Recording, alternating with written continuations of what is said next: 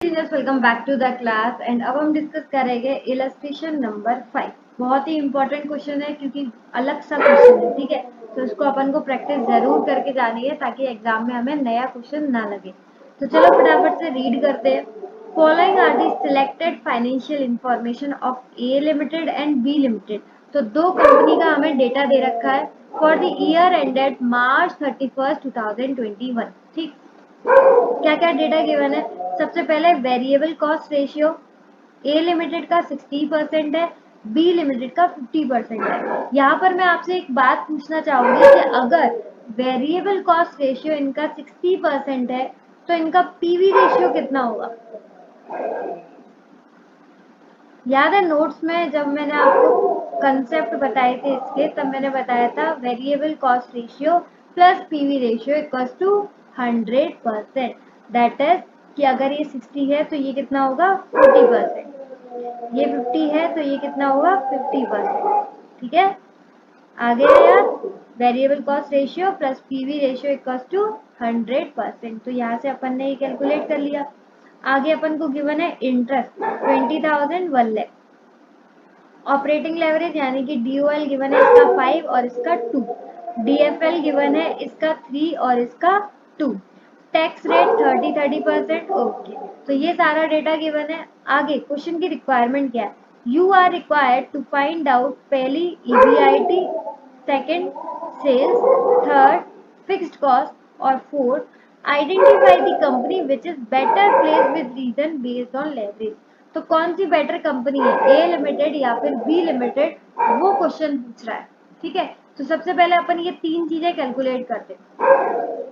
तो इसके लिए मैंने हमेशा बोला है क्या बनाया करो, इनकम स्टेटमेंट बनाया करो, उससे क्वेश्चन आसान हो जाता है। ठीक है, तो चाहे कैसा भी क्वेश्चन हो, इनकम स्टेटमेंट बन जाता है तो बहुत सरल बन जाता है हमारा लेवरेज का क्वेश्चन। ठीक, तो इनकम स्टेटमेंट वही अपना सिंपल सा सेल्स माइनस वेरिएबल कॉस्ट, ये आ जाता है कंट्रीब्यूशन। इसमें से हम माइनस करते हैं फिक्स्ड कॉस्ट। ये फिक्स्ड कॉस्ट कौन सी है, ऑपरेटिंग कॉस्ट। ठीक है, तो फिक्स्ड ऑपरेटिंग कॉस्ट माइनस करेंगे तो ये आ जाएगा EBIT। इसमें से आए यानी कि इंटरेस्ट हटा देंगे तो ये बचेगा EBT। इसमें से टैक्स हटा देंगे तो ये आ जाएगा EAT। और टैक्स अपन को कितना गिवन है, तो टैक्स अपन को गिवन है एट दी रेट 30%।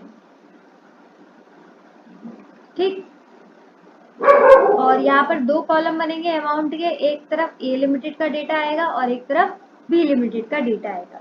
ठीक है, अच्छा एक इम्पॉर्टेंट बात, जब भी इस तरीके के क्वेश्चन आया करे ना, जैसे कि यहाँ पर अपन को क्या गिवन है इंटरेस्ट, और क्या गिवन है DOL, और क्या गिवन है DFL। ठीक है, अब जल्दबाजी में स्टूडेंट्स क्या करते हैं, DOL का फॉर्मूला पहले पुट करते हैं। तो DOL का फॉर्मूला होता है कंट्रीब्यूशन अपॉन EBIT। तो ना ही अपन के पास यहाँ पर कंट्रीब्यूशन है और ना ही अपन के पास EBIT है, तो वो लोग वहीं थक जाते हैं, मतलब क्वेश्चन को आगे कर ही नहीं पाते। तो जब भी ऐसा क्वेश्चन हो, DOL गिवन हो, DFL गिवन हो और इंटरेस्ट गिवन हो, तो ध्यान देना इंटरेस्ट किसमें आता है, इंटरेस्ट आता है DFL में। ठीक है, इंटरेस्ट जब यहाँ पर आते हैं तो DFL का फॉर्मूला क्या होता है, EBIT अपॉन EBT। तो इंटरेस्ट किसकी कवरेज है, DFL की, डिग्री ऑफ फाइनेंशियल लेवरेज। एक और बार पूछती हूँ मैं आपसे, इंटरेस्ट क्या है, इंटरेस्ट एक फिक्स्ड फाइनेंशियल कॉस्ट है और उसको मेजर कौन करता है, फाइनेंशियल लेवरेज। तो फाइनेंशियल लेवरेज के लिए एक अमाउंट अपन को गिवन है, दैट इज इंटरेस्ट। तो सीधी सी हिंट है आपके लिए, जब आपको इंटरेस्ट गिवन है कि आप पहले क्या करो, DFL का फॉर्मूला यूज करो। ठीक है, तो सबसे पहले अपन क्या करेंगे, DFL का फॉर्मूला यूज। DFL का फॉर्मूला होता है EBIT अपॉन EBT।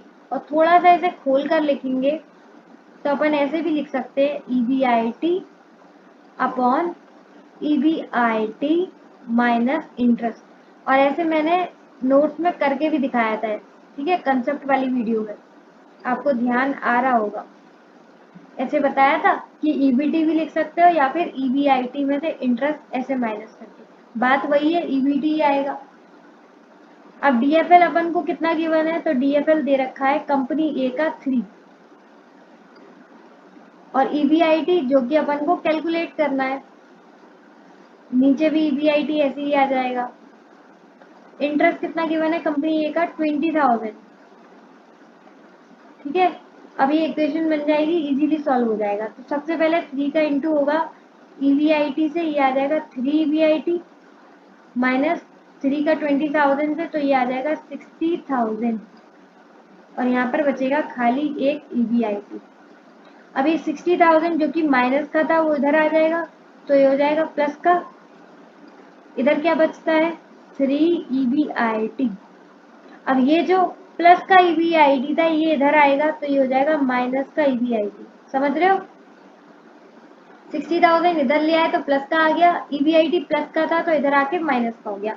अब 3 में से एक EBIT माइनस कर देंगे तो ये बचेगा 2 EBIT इक्वल्स टू 60,000, यानी कि EBIT बराबर क्या हो गया बताओ, ये 60,000 से कट जाएगा तो ये आ जाएगा 30,000। सिंपल मैथमेटिक्स है, उम्मीद है इसमें कोई दिक्कत नहीं आनी चाहिए। ठीक है, तो EBIT कितना आ गया हमारा 30,000। ये कंपनी ए का डेटा है और हमने कंपनी ए का ही अभी तक किया है। तो आओ फटाफट EBIT की जगह क्या डाल देते हैं 30,000। अब देखो नीचे की सारी चीजें बहुत आसान है। इंटरेस्ट अपन को गिवन ही है 20,000, तो EBT आ जाएगा हमारा 10,000। 30% टैक्स रेट है तो 3,000 टैक्स आ गया और ये EAT आ गया हमारा 7,000। देखो इसमें तो कुछ कैलकुलेशन की जरूरत है नहीं, EBIT अभी हमने कैलकुलेट किया है, इंटरेस्ट अपन को गिवन है, माइनस करोगे EBT आ जाएगा, टैक्स लगाओगे तो EAT आ जाएगा। सिंपल।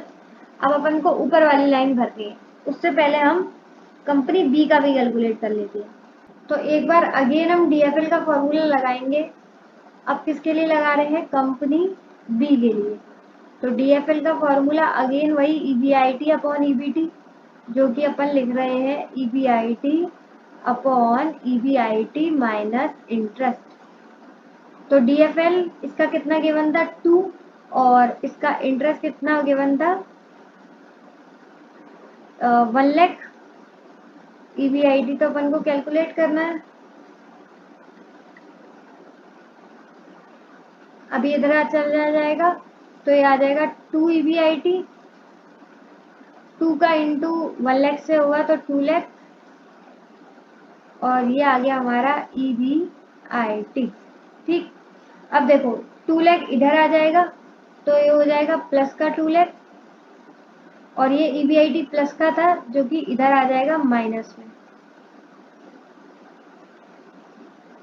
तो 2 EBIT में से एक EBIT गया तो एक ही बच गया, तो एक EBIT आ गया आपका 2 लाख। तो हमारा कंपनी 2 का आ गया 2 लाख। समझ गए। तो चलो फटाफट इसे टेबल में यानी कि अपने इनकम स्टेटमेंट में फिल कर देते हैं।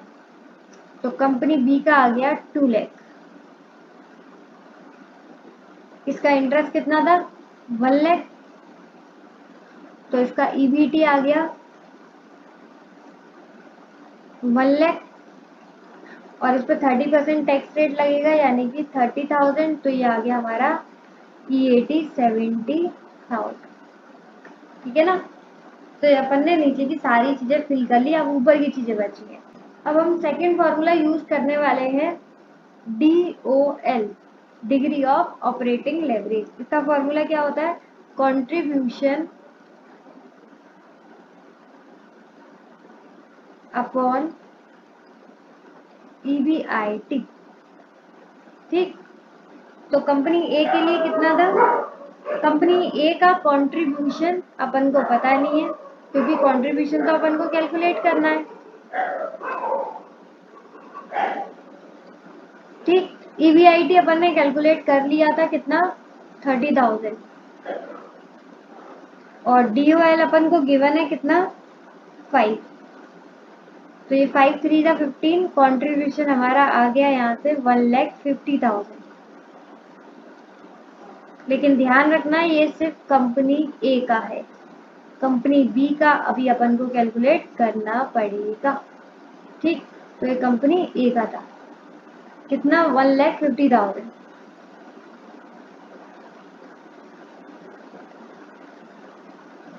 अब ये बताओ अगर कंट्रीब्यूशन 1,50,000 है तो फिक्स्ड कॉस्ट कितना होगा, बैलेंसिंग फिगर कर लो। ये 30,000 है, ये 1,50,000, तो ये आ गया हमारा 1,20,000। ठीक, तो यहाँ तक हमारा कंप्लीट हो गया। चलो फिर कंपनी बी का करते हैं। कंपनी बी में DOL का फॉर्मूला लगाते हैं, कंट्रीब्यूशन अपॉन EBIT। क्या मैम हमें दो दो बार लिखना पड़ेगा? बिल्कुल लिखना पड़ेगा। अगर आप दो कंपनी है तो दोनों के बारे में लिखना पड़ेगा। इसका कितना गिवन है? 2। कंट्रीब्यूशन अगेन हमें कैलकुलेट करना है, और इसका वो कितना गिवन था? EBIT गिवन नहीं था, हमने कैलकुलेट किया था 2 लाख। तो यहाँ से इनका कंट्रीब्यूशन आ जाएगा 2 2 जा 4, दैट इज 4 लाख। सही है, तो ये 4 लाख आ गया कंपनी बी का। अब मुझे बताओ कि अगर ये 4 लाख है कंट्रीब्यूशन और EBIT 2 लाख है, तो फिक्स कॉस्ट कितना होगा? सिंपल 2 लाख, तभी तो मैं 4 में से 2 गए 2। सही है, यहाँ तक समझ में आ गया? तो बस इसमें मेन ध्यान रखना है कि पहले DFL यूज करना है, उसके बाद DOL। ठीक, अब लास्ट में बस एक चीज रह गई है जो कि है वेरिएबल कॉस्ट और सेल्स। ठीक है, तो मैंने आपको बताया था कि इसका वेरिएबल कॉस्ट रेशियो दे रखा है हमें 60%, तो PV रेशियो कितना हो जाएगा? 40%। PV रेशियो, PV रेशियो का फॉर्मूला क्या होता है? कंट्रीब्यूशन, लिख क्यों नहीं रहे? Contribution upon sales into 100। ठीक, तो कंपनी ए का क्या आ जाएगा? ये कंट्रीब्यूशन अभी हमने कैलकुलेट किया है कंपनी ए का 1,50,000। PV रेशियो कितना था? 40%। तो यहाँ से हमारी सेल्स आ जाएगी, कितनी आ जाएगी सेल? कैलकुलेट करो फटाफट। 1,50,000 डिवाइड बाय 40%, ये आ गया 3,75,000। अगेन ये कंपनी ए की है, कंपनी बी की हमें फिर से कैलकुलेट करनी पड़ेगी। ये आ गई 3,75,000। तो वेरिएबल कॉस्ट रेशियो हमारा 40% था, तो इंटू 40%, 3,75,000, सॉरी 60% था, तो ये आ गया 2,25,000। ठीक है, वेरिएबल कॉस्ट रेशियो 60% था, PV रेशियो 40% था। तो ये हमारा कंपनी ए की सारी पूरा इनकम स्टेटमेंट कंप्लीट हो गया। फटाफट कंपनी बी का करते हैं। कंपनी बी का PV रेशियो कितना था? 50%। कंट्रीब्यूशन कितना था इसका? 4 लाख। सेल्स अपन को कैलकुलेट करनी है, तो सेल्स यहाँ से आ जाएगी, इनका इंटू करेंगे, सॉरी डिवाइड करेंगे, तो ये आ जाएगा 8 लाख। तो यहाँ पर आ गई बी लिमिटेड की सेल्स 8 लाख। सही है, और इसका वो कितना था? वेरिएबल कॉस्ट रेशियो 50%, तो ये आ जाएगा 4 लाख। तो यहाँ पर हमारा पूरा का पूरा इनकम स्टेटमेंट कंप्लीट हो गया। अब देखो क्वेश्चन की रिक्वायरमेंट क्या थी। अभी तक तो हम इनकम स्टेटमेंट बना रहे थे, क्वेश्चन की रिक्वायरमेंट एक बार देख लेते हैं। पहला था EBIT, तो अपन ने EBIT कैलकुलेट कर लिया दोनों का। उसके बाद था सेल्स, तो अपन ने सेल्स भी कैलकुलेट कर ली। तीसरा था फिक्स्ड कॉस्ट, तो अपन ने फिक्स्ड कॉस्ट भी कैलकुलेट कर ली। तो क्वेश्चन की तीनों रिक्वायरमेंट यहाँ पर कंप्लीट हो जाती है। अब चौथी रिक्वायरमेंट थी identify the company which is better place with reason based on leverage. कौन सी कंपनी अच्छी है? तो यहाँ पर ध्यान से देखना एक चीज कि EBIT ए लिमिटेड का कितना है? 30,000, और उसको इंटरेस्ट कितना पे करना है उसमें से 20,000। तो ये सिर्फ बचा एक तरह से रहे हैं 10,000। यानी कि अगर ये थोड़ा बहुत भी कम अर्न करेंगे ना, तो ये इंटरेस्ट पे नहीं कर पाएंगे। मतलब इन लोगों को, जो इनके लेंडर्स होंगे जिनसे इन्होंने पैसा लिया रखा होगा, उनको डर लगता होगा। लेकिन ऑन द अदर हैंड अगर आप बी लिमिटेड को देखो, तो इनको सिर्फ पे कितना करना है 1 लाख, लेकिन ये कमा कितना रहे हैं 2 लाख रुपीज। तो ये दुगना कमा रहे हैं, जितना इनको इंटरेस्ट पे करना है उससे दुगना कमा रहे हैं। तो ये बहुत अच्छी बात है। इनको जिन्होंने लोन दिया है वो लोग रिस्क में इतना नहीं है, क्योंकि उनसे डबल कंपनी कमा रही है, जितना उनको इंटरेस्ट पे करना है उससे डबल कंपनी कमा रही है। ठीक है, तो यहाँ से क्या दिखता है कि कंपनी कौन सी बेटर है, बी लिमिटेड, क्योंकि जितना इंटरेस्ट पे करना है उससे डबल वो कमा रही है। लेकिन ये बेचारी जो है 20,000 इंटरेस्ट पे करना है, लेकिन सिर्फ और सिर्फ 30,000 कंपनी कमा रही है। समझ गए। यहाँ पर एक चीज और देखना, इनका DOL कितना था 5, DFL कितना था 3, तो DCL कितना आ जाएगा, DOL इंटू DFL, DCL आ जाएगा इनका 15, यानी कि कंबाइंड लेवरेज जो दोनों रिस्क होते हैं, बिजनेस रिस्क और फाइनेंशियल रिस्क, इनके 15। और अगर इधर देखोगे तो DOL इनका है 2 और DFL है 2, तो यहाँ पर इनका DCL आ जाएगा 4। तो यहाँ पर मुझे बताओ कौन सी कंपनी बेटर है, तो क्लियर कट दिख रहा है बी कंपनी बेटर है, क्योंकि उनका कंबाइंड लेवरेज कितना है, सिर्फ और सिर्फ 2। अब अपन देखते हैं कि इस चीज को प्रेजेंट कैसे करना है, जो क्वेश्चन की 4th रिक्वायरमेंट थी उसे प्रेजेंट कैसे करना है। तो इंस्टीट्यूट ने जैसे किया है वैसे ही मैं आपको दिखाती हूँ। ये देखो, कमेंट बेस्ड ऑन लेवरेज। सबसे पहले इन्होंने सिंपल शब्दों में लिख दिया company B is better than company A, जो कि मैंने आपको रीजंस बताए। पहला रीजन क्या है कि कंपनी बी जो है वो अपना इंटरेस्ट लाइबिलिटी अच्छे से पे कर पाती है इन कंपैरिजन टू कंपनी ए। यहाँ पर उन्होंने दिखाया भी है कि ये सिर्फ इतना कमा रहे हैं, लेकिन ये कितना कमा रहे हैं, दुगना कमा रहे हैं। ठीक है, जितना इंटरेस्ट पे करना है उससे डबल कमा रहे हैं। और दूसरी चीज, दूसरे में इन्होंने क्या किया, दोनों का कंबाइंड लेवरेज कैलकुलेट कर लिया। पहले का आया है 15 और दूसरे का आया है 4। अभी थोड़ी देर पहले मैंने इसको कैलकुलेट करके दिखाया था DOL इंटू DFL करके। तो यहाँ पर जो कंबाइंड रिस्क है वो किसका है, बी का कम है, तो अच्छी बात है ना, रिस्क कम है। तो यहाँ पर भी कौन बेटर है, बी। तो एट द एंड हमारा यही आंसर आता है, company B is better than company A. इन्होंने इतना लॉन्ग में लिखा है, आप चाहो तो इसे 2-3 लाइनों में लिख देना, बहुत है, इतना मतलब देखते नहीं है इस चीज को। बस ये है कि आप लिखिए आना। ठीक है, बहुत लोग क्या करते हैं, डर जाते हैं कि ये लिखना कैसे है। कुछ नहीं, बस एक लाइन ये वाली लिख आना कि company B is better than A on the following reason. पहला रीजन दिया ना कि वो इंटरेस्ट लाइबिलिटी अच्छे से पे कर पा रहे हैं इन कंपैरिजन टू कंपनी ए, ये लाइन लिखे आना पहली। दूसरी लाइन ये लिखे आना इनका DCL कैलकुलेट करके कि कंपनी बी का DCL कम है इन कंपैरिजन टू कंपनी ए। बस इतना लिखना, आपको पूरे मार्क्स मिल जाएंगे। ठीक है, तो इस क्वेश्चन से हमने क्या सीखा, सबसे पहले तो ये सीखा कि भाई डरना नहीं है ऐसे क्वेश्चन आने से। और यहाँ पर दूसरी चीज ये सीखी कि ये गलती करनी नहीं है कि DOL पहले इस्तेमाल करना, DOL को इस्तेमाल नहीं करना है। इंटरेस्ट गिवन है तो इंटरेस्ट से रिलेटेड वाला जो लेवरेज है दैट इज फाइनेंशियल लेवरेज, वो अपन को कैलकुलेट करना है। वही है इस क्वेश्चन की चाबी, इस ताले की चाबी। अदरवाइज सब लोग ढूंढते रह जाएंगे लेकिन ये ताला नहीं खुलेगा। इसलिए ध्यान देना, ऐसे क्वेश्चन में क्या करना है, पहले DFL उसके बाद DOL। ठीक, उम्मीद है आपको क्वेश्चन और क्वेश्चन की प्रेजेंटेशन अच्छे से समझ में आई होगी। इलस्ट्रेशन हमारे हो चुके हैं ओवर।